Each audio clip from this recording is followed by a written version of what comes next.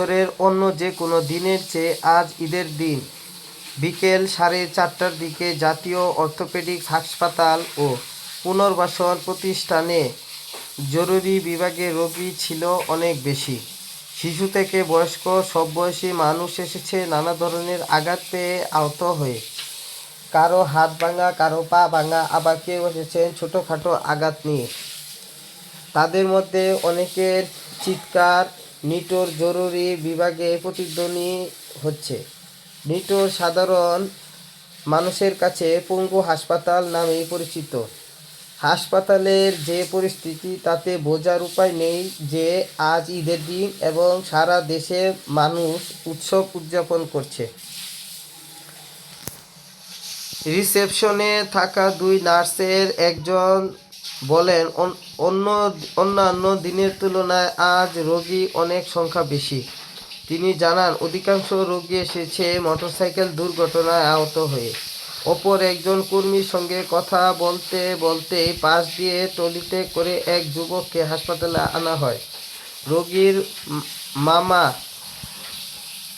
জানান, তার ভাগ্নে জুবায়েরের বয়স 18 বছর। সে এইচএসসি পরীক্ষার্থী। তিনি বলেন, সে বড় ভাইয়ের মোটরসাইকেল নিয়ে বেড়াতে বের হয়ে অ্যাক্সিডেন্ট করেছে ও ডান পা ভেঙে গেছে। নরসিংদী সদর থেকে অ্যাম্বুলেন্সে করে তাকে ঢাকায় নিয়ে আসা হয়েছে।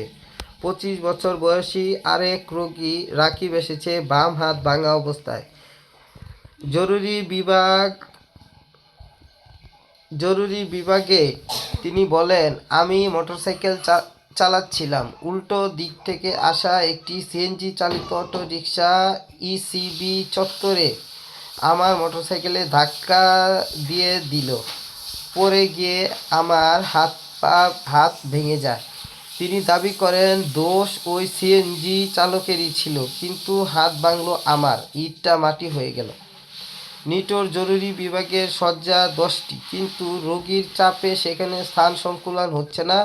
বেশ কয়েকজন রোগীকে ট্রলিতেই রাখা হয়েছে। সেখানে 3 জন চিকিৎসক, 7-8 জন নার্স ও কয়েকজন সহায়ক কর্মী রোগীদের সেবা দিচ্ছিলেন। বিকেল 5টার দিকে 2-3 জন রোগীকে জরুরি অপারেশন থিয়েটারের সামনে অপেক্ষায় থাকতে দেখা যায়। এই দুই বিভাগ ছাড়া বিশেষায়িত এই হাসপাতালটির অন্যান্য অংশ তুলনামূলকভাবে শান্ত। সেখানে রোগী ও তাদের স্বজনদের উপস্থিতি বেশ কম। ঈদের ছুটির কারণে হাসপাতালের বহির্বিভাগ বন্ধ ছিল। বহির্বিভাগে টাঙানো নোটিশে লেখা রয়েছে, 23 মার্চ থেকে এই বিভাগে সেবা পাওয়া যাবে। নাম প্রকাশে অনিচ্ছুক এক নার্স জানান, আজ শনিবার রাত 12:01 থেকে বিকেল 5:30 পর্যন্ত মোট 151 জন রোগী হাসপাতালটির জরুরি বিভাগে এসেছে। নিটোর পরিচালক অধ্যাপক ডাক্তার মোহাম্মদ আবুল কেনান বলেন, ঈদের ছুটির সময় সাধারণত সড়ক দুর্ঘটনা আহত রোগীর সংখ্যা বেড়ে যায়।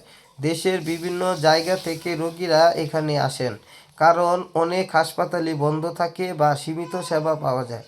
তিনি বলেন, গত বছর ঈদের ছুটিতে আমরা যেসব রোগী পেয়েছিলাম তার বেশিরভাগই 3 চাকার যানে দুর্ঘটনা আহত রোগী, কিন্তু এবার মোটরসাইকেল চালকের সংখ্যাই বেশি। তিনি জানান, এই ছুটি সময়ে প্রতি শিফটে 18 জন করে মোট 36 জন চিকিৎসক দায়িত্ব পালন করছেন। জরুরি পরিস্থিতির সৃষ্টি হলে আরও চিকিৎসক যোগ দেবেন।